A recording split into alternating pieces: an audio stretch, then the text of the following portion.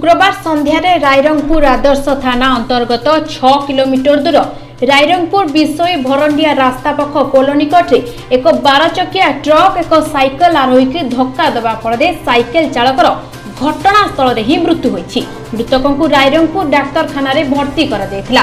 Doctor सेठारे तांको मृत घोषणा करछंती। पुलिस ट्रक टी OR 11E0919 को जबत करी थाना रे अटक रखिछि। मृतकर नाम सोनू बेहेरा होइतबा बेले पिता स्वर्गत रसानंद बेहेरा।